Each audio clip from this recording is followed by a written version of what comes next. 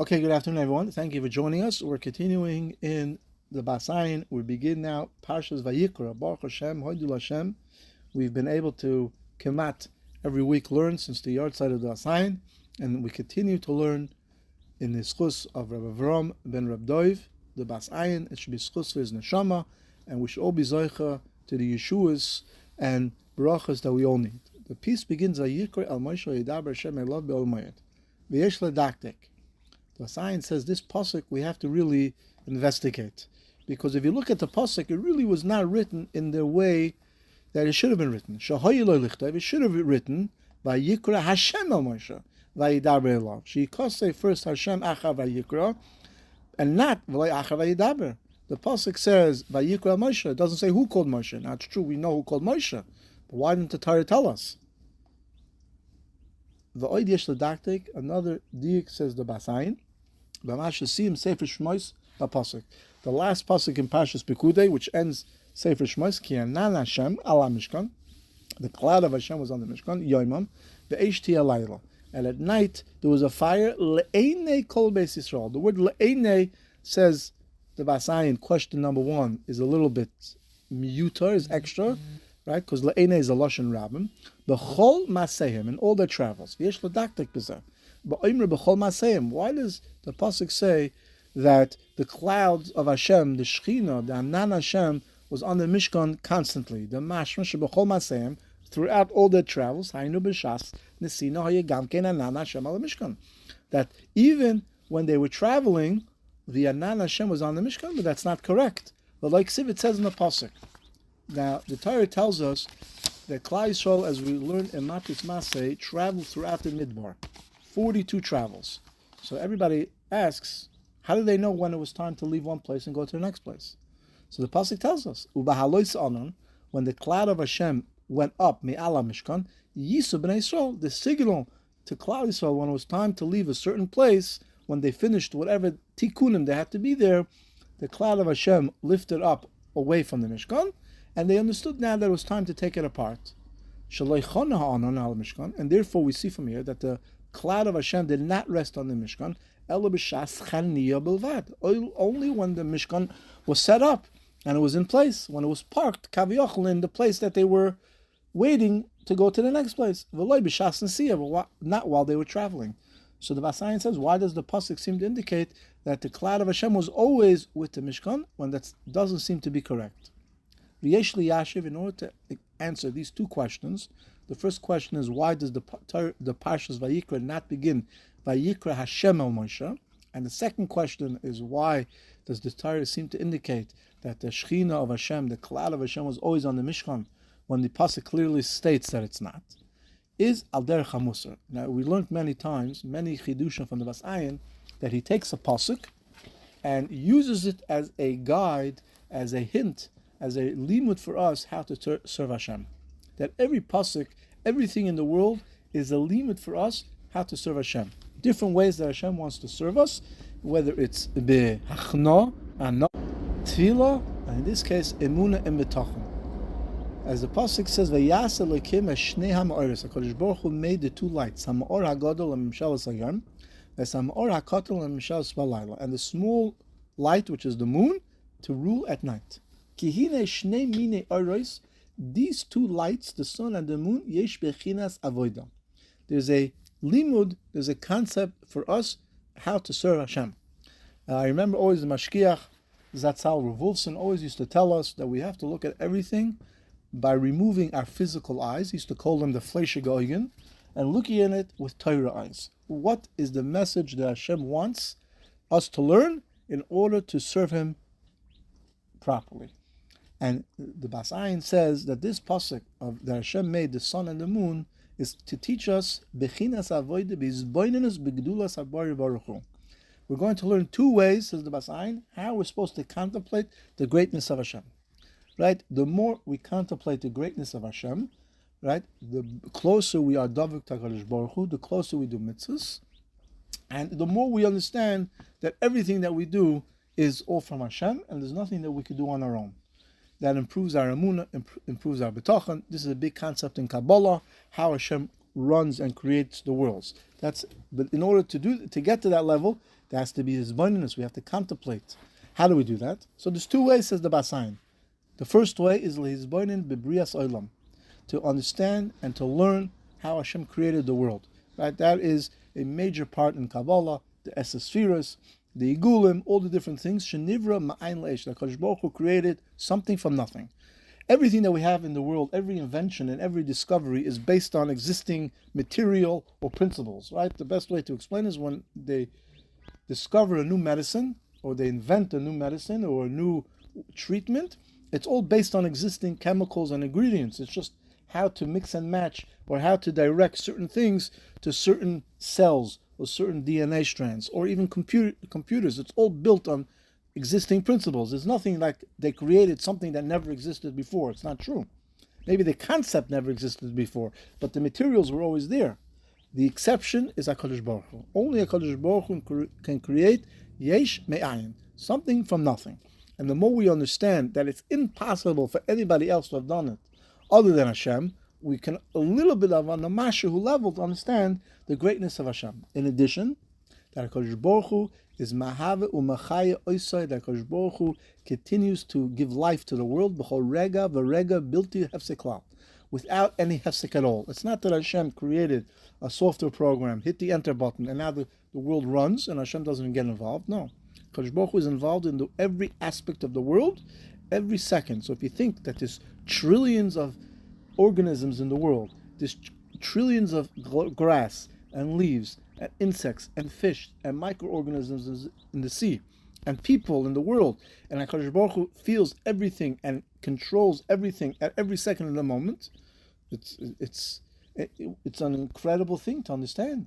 And the more we hizboinen and we contemplate it and we think about it, that creates a tremendous connection and dveikus to HaKadosh Baruch Hu. That is derech aleph.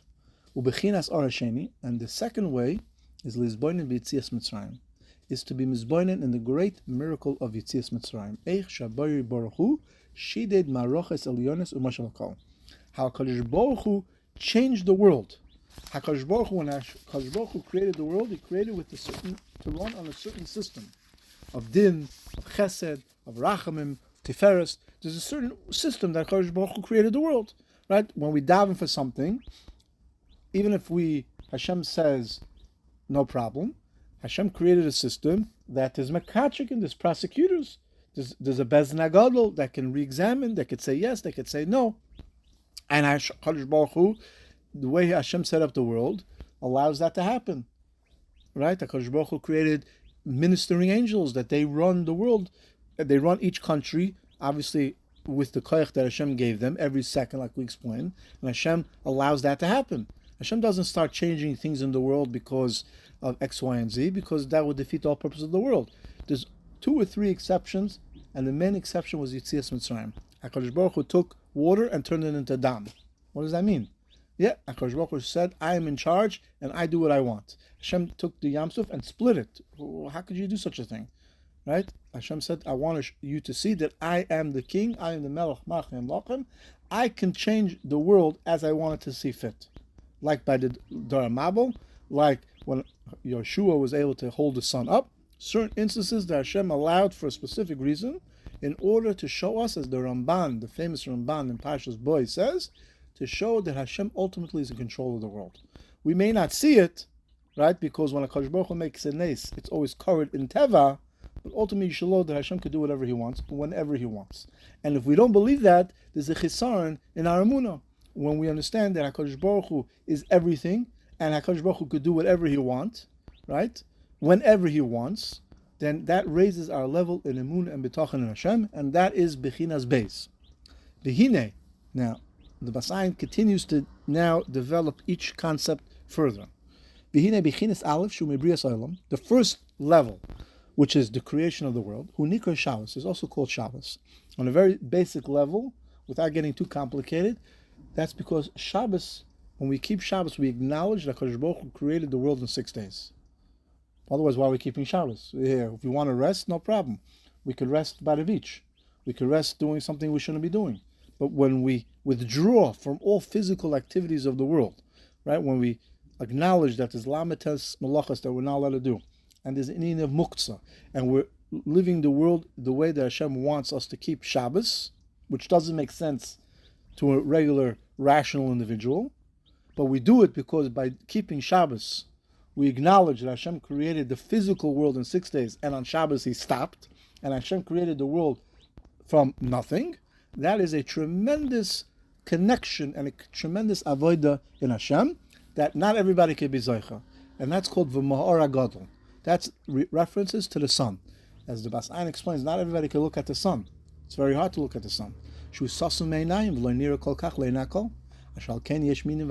That's why there's people that deny that the world was created from Hashem. They say it was a big bang, it was this, or even if Hashem created the world, Hashem just doesn't have anything to do with the world anymore.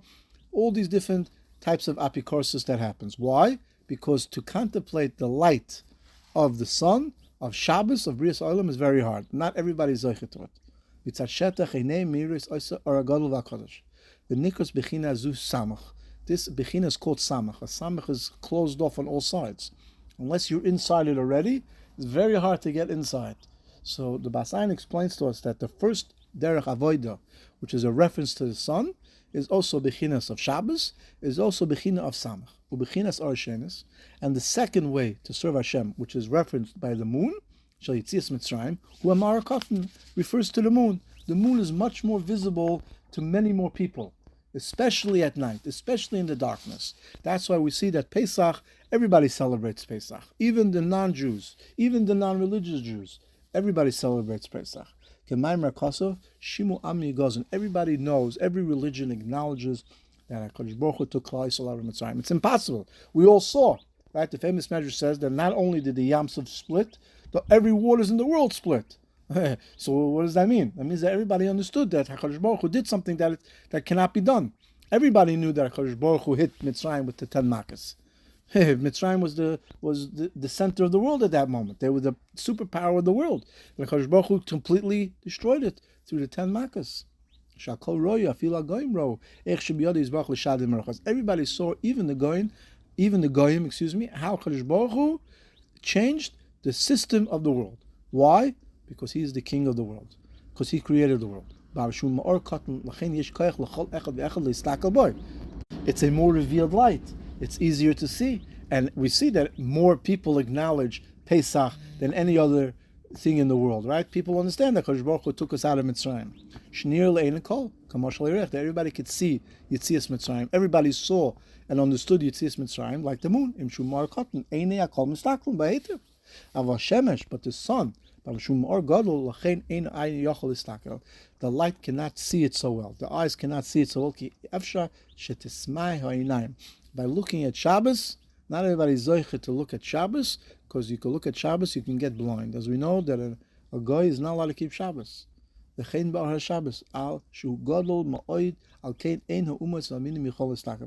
Since Shabbos is so great, the nations of the world cannot understand how on Shabbos we don't do any milach. Doesn't make sense to them. What do you mean? Can't have a phone, can't do electricity, can't do this. Befrat 50 years ago, when you didn't have certain technologies that are available today to us, what do you mean? You don't cook food, you leave it on the fire overnight. What does that mean? How does that understand? Right? A lot of things they don't understand. Why? Because they're not zoicha to understand it. To understand the concept of Shabbos, that Hashem created the world from nothing in 6 days, and on Shabbos He rested. Not everybody is zoicha to understand it. And even amongst ourselves, everybody understands it on the different levels. Because it's hidden. The secret of Shabbos really is hidden. But the small moon, which is Yitzias Mitzrayim, everybody acknowledges the Yom Tov of Pesach. Right? That's one of the great terrible things that Amalek did. The nations in the world were afraid of Klal Yisrael. Amalek came, and even though they were destroyed, right, they sort of lowered or dropped the Ema that the world had on Klal Yisrael. Ubechina Shabbos. Now we're continuing on the concept of Shabbos. So we already explained, just a quick review, that there are two ways to contemplate the greatness of Hashem. The first way is through the sun, the great Ma'or HaGadol, which is a reference to the Brias Olam, which is a reference to Shabbos. And the second way is a reference to the Ma'or HaKatan, the moon, something that's more visible to everybody, which is alluded to the concept of Yitzias Mitzrayim. The Bas Ayin now continues, Bechinas Shabbos Nikre Mi, Kemaim Rakosev, Su'u Maroim Einechem, U'u Mi Bores Elo, who created the world? So you see that the world, the creation of the world, is a question mark. Me, who created the world? So you see that it's not so Parshat to everybody who created the world. And Memela, it's a connection to Shabbos. Why are we keeping Shabbos? It says the Goyim. Ki hu bechinas stuma, it's hidden. Rak kinekuda shu yud v'sasam. It's hinted like the yud, which is very little and closed off. There's no inner point in the yud. And Memela, everybody asks, who created the world? Because it's hard for them to understand it, or they don't want to understand it. Al bechinas habeis nikra ma.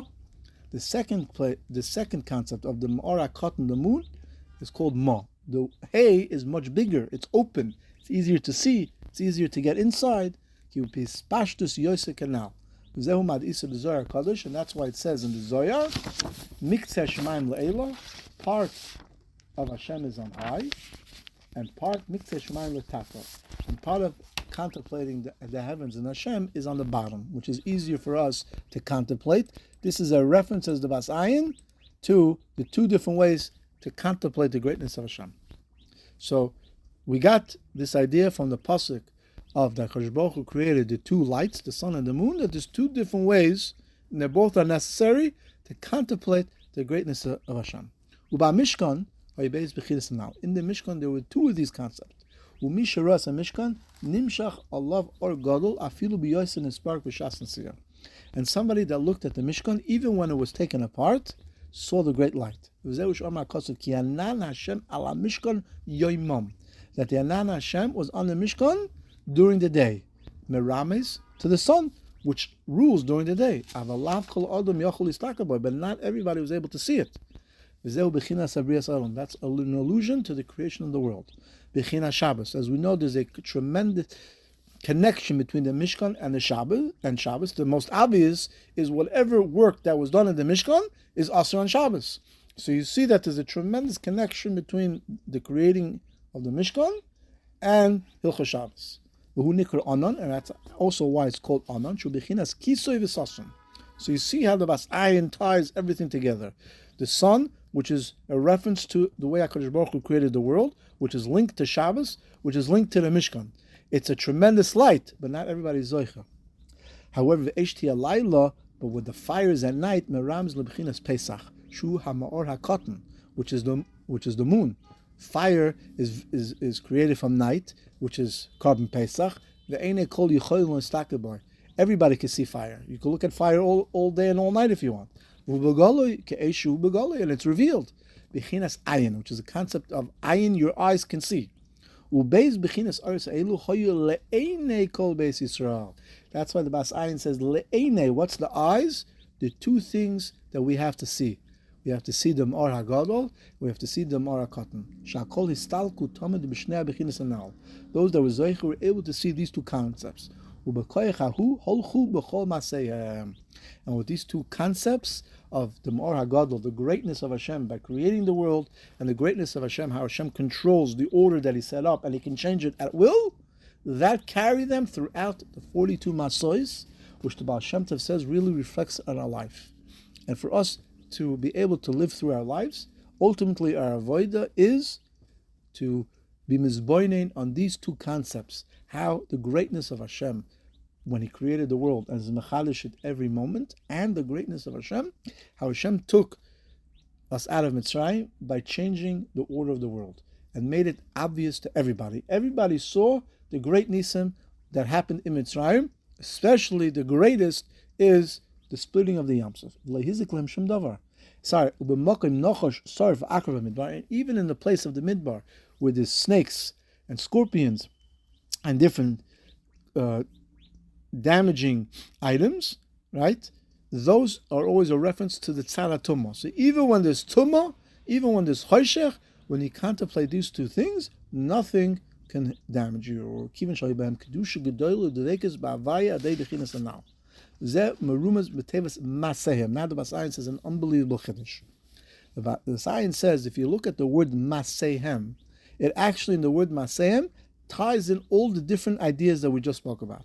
Ki b'chinas Shabbos nikra mem yud.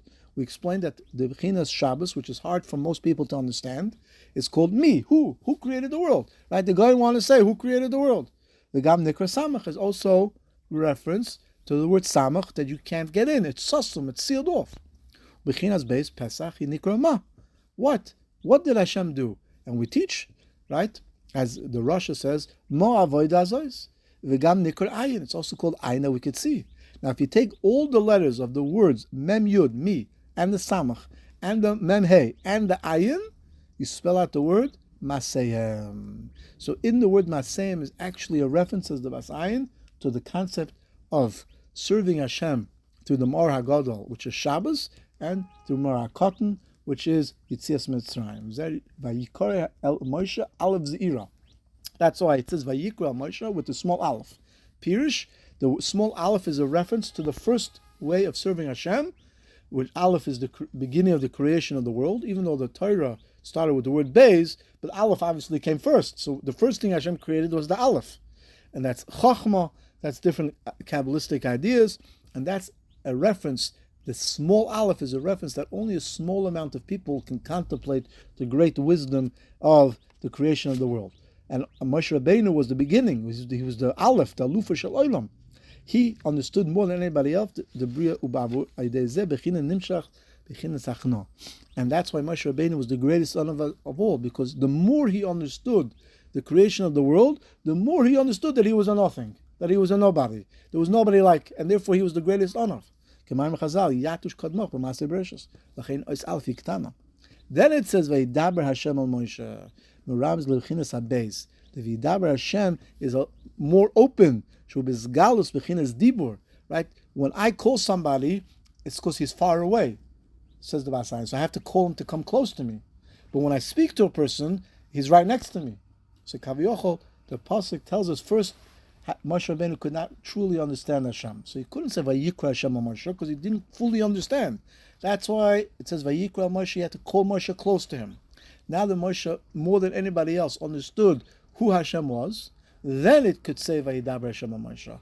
And from here, the Bas Ayin teaches us the great avodah that we have to constantly contemplate the disboyness of the greatness of Hashem. And there's two ways that are necessary to understand the greatness of Hashem. Is the first way is hidden and merames in the concept of the sun, of the Mor HaGadol, which is Hashem created the world from nothing, and that's why we have Shabbos. One of the reasons that we have Shabbos, obviously, is this Yom HaShvi is mekudesh from all the other days, because it's when Hashem finished creating the physical parts of the world.